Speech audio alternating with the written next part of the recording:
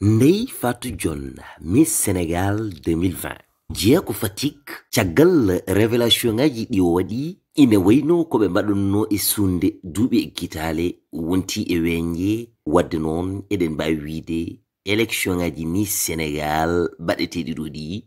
ko prostitution ɓuri heewde e ko woni caggal. Révélation ngaji kewɗi jalti hen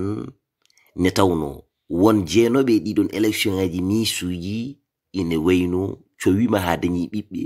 ɓe mbi wonde ko yimɓe wonɓe e laamu mbaɗi ɗumen deedi kono noon kanko o yalti ne wonde ne wiide wonde o waɗama violé haw so wima hen o jibini kono o anda bamum ɓiyi ko ɗeɗo balɗe fof noon ko ɗum woni buzz e nder réseaux sociaux polémique aji kewɗi ngoni hen hakkunde Ndeye Fatou Dione e wondude on mo gandanɗa hoore ma ko kañum woni Amina kamɓe jogui organisation Miss Sénégal. Kono noon bandiraɓe paame ko ɓuri tengtude e gueɗe ɗe e ko ɓuri tengtude élection Miss ɗo e nder leydi Sénégal ine wayno won wiɓe wonde jogorɗo wonde Miss o on ɓe toɗɗima ɗum gila gaga élection ngaji ɗi ne mbaɗe sabu ɗum koɓe kalata hunde fonde wonde e sunde ɓe jeehi haɓe nati suude ɗum koye weñje ɓe mbaɗata ɗum e nder ɗum ɗon noon révélation ngaji jaltuɗe ɗi ene jeeya hen kanko Amina no yaltinde wiide wonde élection ngaji Miss ɗi kala élection garɗo ko 200 millions o waɗata hen te o ittata ɗum koye poste makko o waɗa kono noon o wi sponsor uji ɗi ko gonga won ko gaddata hen kono ko ɓuri hewde e ko waɗete ko koye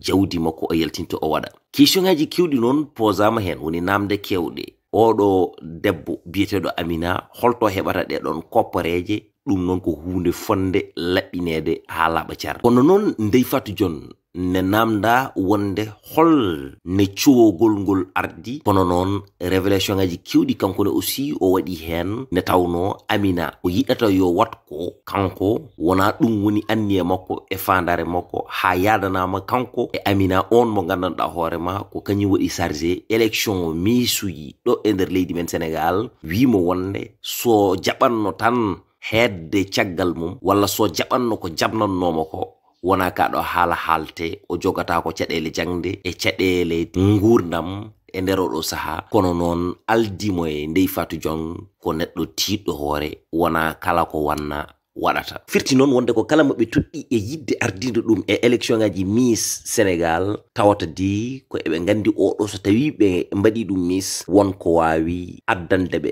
gartam gam kalisaji ɓe nanni en ɗi ɓe mbawa hebde double walla triple mum ɗum waɗi noon e nder ɗiɗon élection ngaji ene waɗi kono wiye parrainage ji ɗi won yakare nde ɓe jogui hen kamɓe e koye mabɓe kono kadi paame ɗiɗo élection ngaji ɗi jiya toon wona couronne o tan woni hen won goɗɗum gonɗum hen ko jiida tigirigui e oɗon couronne woni ɓen ɓe gandanɗa hoorema occidentaux ji gummoto ko caggal leyɗele ɗe kono noon ko ɓuri hen tengtude e ko haala ko safalɓe peut-être ko ummotoɓe Maroc walla ɓe no gummo Dubai walla e leyɗele goɗɗe takkiɗe taride de taw ko leyɗele arabisan ji so tawi ngari ɗo hen ko ɓen sukaɓe wiyetanoɓe ko kañumen woni misuji ɗi ko ɓen tigirigui ɓe pawanta ɗumen sur le plat e nder kanko Ndeye Fatou Dione ko waɗi expliqué ko ni woni no wiiri o wi wonde wonɗo ɓe nawnoɓe toon to hôtel on mo gandanɗa hoorema woni Alberta e Fatima e kanko Amina ɗum noon ko kamɓe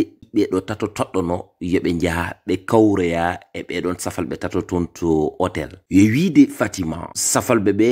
nanata français kalata ko anglais hay anglais mabɓe lerani à part ɗum ɗon ɓe kalata ko ɗemgal arab e nder ɗum ɓeeto ɗiɗo nana gondi e ɓe ɗiɗo kanko o mona wadda e capatu goto joni noon so tawi on haali ɓe nandirta ne fewi ne tawno anglais mum lerani kanko ne o tiime e téléphone makko omo waɗa manipulé kanko Amina o heɓɓiti o wi wonde oppu ko mbatta manipulé ko mbatta yiyani Alberta nana yewtide e goɗɗo anen ko hanma yewtidde e mum kanko noon ɗum henanaki mo ɗon woni noon o fati e chambre makko hôtel o heɓi to no leeli 2h du matin o wi ko nden woni ne Alberta tawtimo kono noon ha subaka o yitani on mo gandanɗa hoorema kañum woni Amina ɓe kacciti haɓe pari joni noon après kankone o wi wonde ko jiɗɗo ruttitade toon to jangde makko no yetti to nde mataw Amina wonmo waddimo o noddimo wimo wonde holko tagi ne jaaɗa toon nde ko téléphone tan gonɗa e manipilde a jaɓani yewtidde e ɓen ɓe gandanɗa hoorema woni safalɓe arnoɓe toon ɓe joni noon haalaluji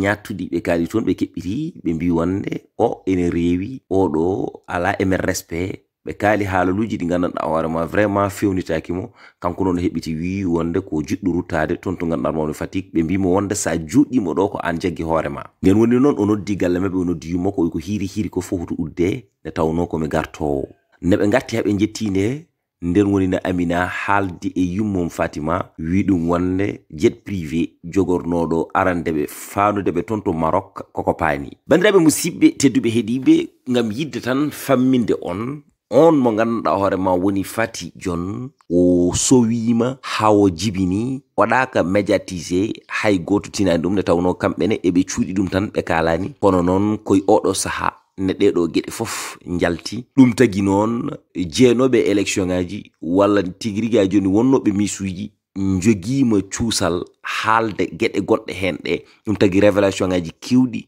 jalti hen kono noon ɗo gonɗen ɗo eɗen cikki tan ma haala ka yetto e juuɗe laamu waɗa enquête mum jamra ɓe gandanɗa hoorema daraniɗo hen ko kala kono bonna diine l'islam e nder leydi men Sénégal mbaɗa ɗum dénoncé ɓenne kaalino haala ka gilay adan kono noon ɓuri gonɗude e ko ɓe kalno caggal ne Ndeye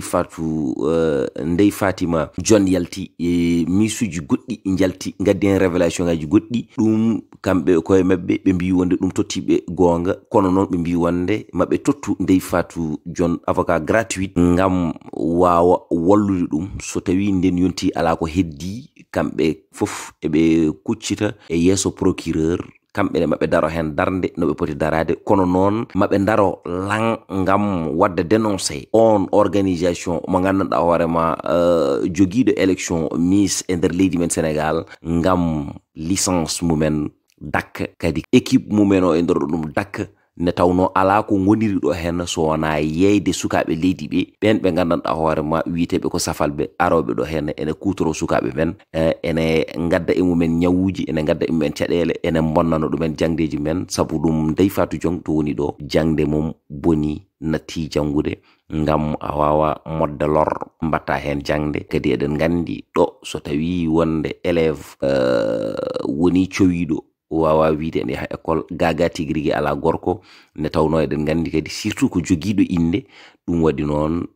jangde makko e nder oɗo saaha boni saabu ɗum kanko e hoore makko o janggani en jii yummiraɗo o yalti Dakar Buzz hokki hen révélation ngaji kañum e hoore mum ha ala ko heddi so wona guite mum galti gondi en direct e nder plateau he ngam musalla mo jogui o ɗum ni ɓeydini ɗum rafi kanko e hoore makko joni noon bandiraɓe musidɓe tedduɓe heeɗiɓe e nder leydi men Sénégal so tawi en ƴeewi en ƴewtidima caggal